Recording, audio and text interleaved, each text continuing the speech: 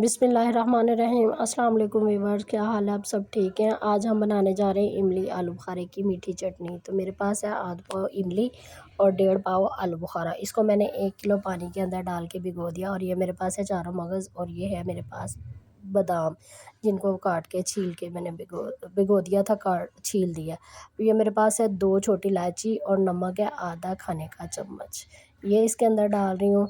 साथ हम डालेंगे इसमें पिसी हुई लाल मिर्च आधा खाने का चम्मच। और मेरे पास आगे है 2 खाने के चम्मच सफ़ेद सिरका, वो हम इसके अंदर डालेंगे। तो सिरका ऑप्शनल है, आप चाहते हैं तो ये आप डाल सकते हैं, क्योंकि सिरका इसलिए डाला जाता है कि ये लंबे समय तक चल सके। लेकिन अगर आप नहीं डालना चाहते तो वो आपकी मर्ज़ी है। इसके अंदर पिसी हुई कुटी मिर्च भी डाल सकते हैं, लेकिन मैंने काली पिसी हुई मिर्च नहीं डाली। तो ये मेरे पास है चीनी, ये हमने पकाने के लिए रख दिया था, वो पकना स्टार्ट हो गया है। अब हम इसके अंदर डाल रहे हैं चीनी। चीनी मैंने डाल दी है 1 प्याली भर के। तो चीनी मुझे थोड़ी सी कम लग रही थी, मैंने मिक्स करके दोबारा इसके अंदर आधी प्याली चीनी की डाली है।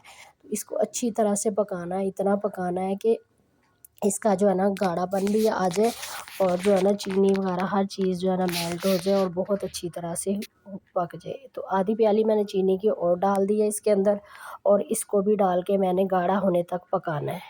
तो जी ये देखें, आलू बुखारा हमारा फूलना स्टार्ट हो गया है, आलू बुखारा जो है ना वो नरम पड़ना शुरू हो गया है।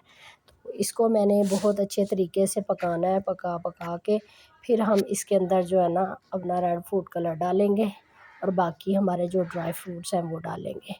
तो जी ये देखिए, हमारा जो है ना चटनी पकना स्टार्ट हुई हुई है। तो लेकिन अभी पतली है, अभी हमने इसको जो है ना बहुत अच्छी तरीके से पकाना है कि ये गाढ़ी हो जाए।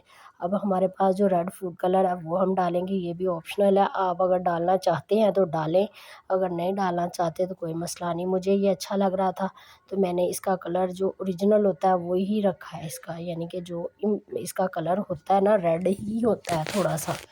इसमें ज़्यादा रेड फील हो रहा है वीडियो में, लेकिन ना थोड़ा सा लाइट ही था।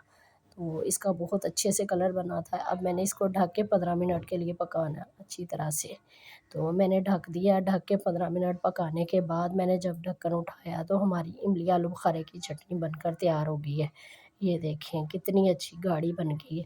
आप इससे ज़्यादा थिक करेंगे तो वो बहुत ज़्यादा थिक हो जाती है। जब ये पकाने के बाद लास्ट में ठंडी हो जाती, बहुत थिक हो जाती है। ये मैं अब डाल रही हूँ इसके अंदर बादाम। बादाम के 2 पीस भी कर सकते हैं, पीस यानी कि काट के नहीं, इसको बीच में से 2 करना, पूरी पूरी गिरी को। तो ये इसके अंदर मैंने चारों मगज़ भी डाल दिए। आप इसमें और भी ड्राई फ्रूट डाल सकते हैं अगर आप डालना चाहें। तो मैंने तो बस यही जो ओरिजिनल में होता है वही मैंने डाला है, चारों मगज़ और बादाम। इसको मैंने भिगो के छील लिया था, छील के वो इसके अंदर डाले हैं। तो इमली आलू बुखारे की चटनी हमारी बनकर तैयार हो गई है। तो ये मैं आपको अभी डिश आउट करके दिखाती हूँ। तो जी ये देखें कितनी प्यारी हमारी जो है ना इमली आलू बुखारे की चटनी बनकर तैयार हुई है, और ये ठंडी होकर बहुत ही तीखी हो गई थी। ये देखें मैंने डिश आउट की है, ये देखें कितना प्यारा कलर और कितना मज़े का इसका जो है ना बहुत मज़े का टेस्ट बना था। आज की हमारी रेसिपी आपको कैसी लगी मुझे ज़रूर बताना। सफ़ियान अहमद देसी पकवान को सपोर्ट करें। ओके, अल्लाह हाफिज़।